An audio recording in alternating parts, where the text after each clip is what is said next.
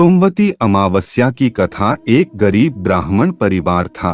उस परिवार में पति पत्नी के अलावा एक पुत्री भी थी।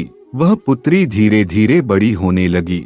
उस पुत्री में समय और बढ़ती उम्र के साथ सभी स्त्रियोचित गुणों का विकास हो रहा था। वह लड़की सुंदर, संस्कारवान एवं गुणवान थी, किंतु गरीब होने के कारण उसका विवाह नहीं हो पा रहा था। एक दिन उस ब्राह्मण के घर एक साधु महाराज पधारे। वो उस कन्या के सेवा भाव से काफी प्रसन्न हुए। कन्या को लंबी आयु का आशीर्वाद देते हुए साधु ने कहा कि इस कन्या के हथेली में विवाह योग्य रेखा नहीं है।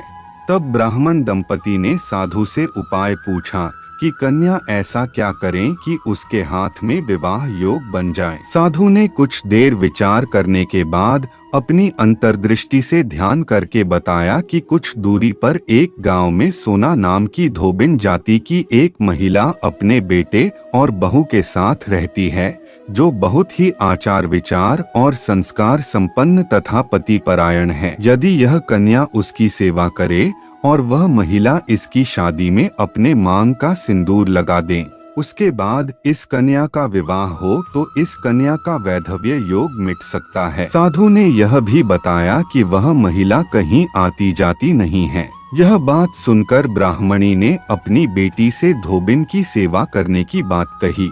अगले ही दिन कन्या प्रात काल ही उठकर सोना धोबिन के घर जाकर साफ सफाई और अन्य सारे काम करके अपने घर वापस आ जाती है। एक दिन सोना धोबिन अपनी बहू से पूछती है कि तुम तो सुबह ही उठकर सारे काम कर लेती हो और पता भी नहीं चलता। बहू ने कहा, माँ जी, मैंने तो सोचा कि आप ही सुबह उठकर सारे काम खुद ही खत्म कर लेती हैं। मैं तो देर से उठती हूँ। इस पर दोनों सास बहू निगरानी करने लगी कि कौन है जो सुबह ही घर का सारा काम करके चला जाता है। कई दिनों के बाद धोबिन ने देखा कि एक कन्या अंधेरे ही घर में आती है और सारे काम करने के बाद चली जाती है। जब वह जाने लगी तो सोना धोबिन उसके पैरों पर गिर पड़ी, पूछने लगी कि आप कौन है और इस तरह छुपकर मेरे घर की चाकरी क्यों करती हैं? तब कन्या ने साधु द्वारा कही गई सारी बात बताई। सोना धोबिन पति परायण थी, उसमें तेज था।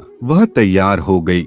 सोना धोबिन के पति थोड़ा अस्वस्थ थे। उसने अपनी बहू से अपने लौट आने तक घर पर ही रहने को कहा। सोना धोबिन ने जैसे ही अपने मांग का सिंदूर उस कन्या की मांग में लगाया, उसका पति मर गया। उसे इस बात का पता चल गया। वह घर से निराजल ही चली थी।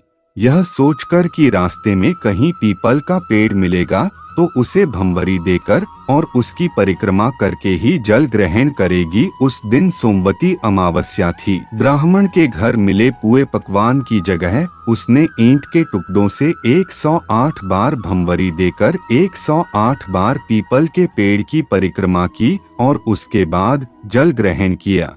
ऐसा करते ही उसके पति के मृत शरीर में वापस जान आ गई। धोबिन का पति वापस जीवित हो उठा। इसीलिए सोमवती अमावस्या के दिन से शुरू करके जो व्यक्ति हर अमावस्या के दिन भंवरी देता है, उसके सुख और सौभाग्य में वृद्धि होती है। पीपल के पेड़ में सभी देवों का वास होता है। आठ जो व्यक्ति हर अमावस्या को न कर सके, वह सोमवार को पड़ने वाली अमावस्या के दिन 108 वस्तुओं की भंवरी देकर सोना धोबिन और गौरी गणेश का पूजन करता है, उसे अखंड सौभाग्य की प्राप्ति होती है।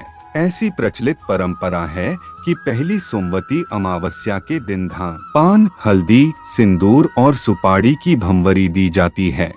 उसके बाद की सोमवती अमावस्या को अपने सामर्थ्य के हिसाब से फल, मिठाई, सुहाग सामग्री, खाने की सामग्री इत्यादि की भंवरी दी जाती है और फिर भंवरी पर चढ़ाया गया सामान किसी सुपात्र ब्राह्मण, ननंद या भांजे को दिया जा सकता है। तो दोस्तों, वीडियो अच्छा लगा हो तो एक लाइक करें और चैनल पर नए आए हैं तो चैनल को सब्सक्राइब करें। धन्यवाद।